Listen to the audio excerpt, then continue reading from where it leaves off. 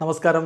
Raf talk ഫുട്ബോളിലേക്ക് എവർക്കും സ്വാഗതം. Copa del റേയുടെ final മത്സരം നാളെയാണ്. നാളെ രാത്രി ഇന്ത്യൻ സമയം 1:30 സെവിയയുടെ മൈതാനത്ത് വെച്ചാണ് ബാഴ്സയും റയലും തമ്മിൽ ഏറ്റുമുട്ടുന്നത്.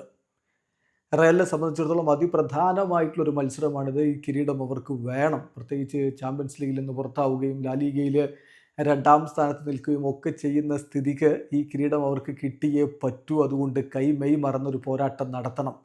ഇപ്പോൾ കളിക്കായിട്ടുള്ള റയലിൻ്റെ സ്ക്വാഡ് പ്രഖ്യാപിച്ചിട്ടുണ്ട്. ആ സ്ക്വാഡിൽ മെൻഡിയും എംബാപ്പയും ഇടം പിടിച്ചിരിക്കുന്നു. അത് വളരെ പ്രധാനപ്പെട്ടിട്ടുള്ള ഒരു ന്യൂസാണ്. പരിക്കിൻ്റെ പ്രശ്നങ്ങളിൽ പെട്ടിരുന്നവർ മടങ്ങിയെത്തുന്നു. ലഭ്യമാകുന്ന വിവരങ്ങളനുസരിച്ച് നാളെ 4 മിഡ്ഫീൽഡേഴ്സിനെ വെച്ച് ആഞ്ചലോട്ടി സ്ക്വാഡ് ഇറക്കിയേക്കും. അതേസമയം ഫെഡെ വാൽവെർദെ RB ആയിട്ട് സ്റ്റാർട്ട് ചെയ്യാനുള്ള സാധ്യതയുണ്ട് എന്നുള്ള റിപ്പോർട്ടുകൾ കൂടി വരുന്നു. ഫെർലാൻ മെൻഡി ഒരു പക്ഷേ കളിയിൽ ഇറങ്ങിയേക്കും എന്നുള്ള വിവരം കൂടി വരുന്നുണ്ട്.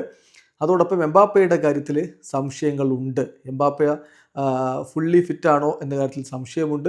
അദ്ദേഹത്തെ ഒരു പക്ഷേ സബ്സ്റ്റിറ്റ്യൂട്ട് റോളിൽ ഇറക്കിയേക്കാം എന്നും വരുന്നുണ്ട്. ആ കാര്യത്തിലേക്ക് കൂടുതൽ വ്യക്തത വരേണ്ടതുണ്ട്.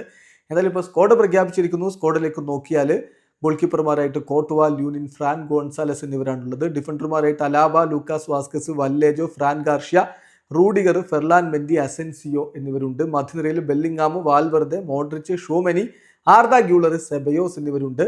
മുന്നേറ്റത്തിൽ വിനി ജൂനിയറും എംബാപ്പയും റോഡ്രിഗോയും എൻട്രിക്കും ബ്രാഹിമുമാണ് സ്ക്വാഡിൽ ഇടം പിടിച്ചിരിക്കുന്നത്.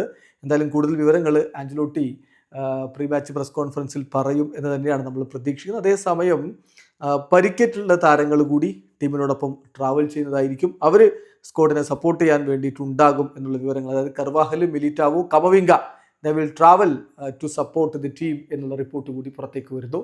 ബാഴ്സലോണയുടെ ഭാഗത്തും അങ്ങനെ തന്നെയാണ്. പരിക്കേറ്റ ലെവൻഡോസ്കി അടക്കമുള്ളവർ ടീമിനോടൊപ്പം ഉണ്ട്. അത് ഫൈനലിൽ ടീമിനെ സപ്പോർട്ട് ചെയ്യാൻ വേണ്ടിയിട്ടാണ്. അതുപോലെ തന്നെ റയലിൻ്റെ ഭാഗത്തുനിന്നും പരിക്കേറ്റ താരങ്ങൾ ടീമിനോടൊപ്പം ഉണ്ടാകും. വീഡിയോ അവസാനിക്കുന്നു.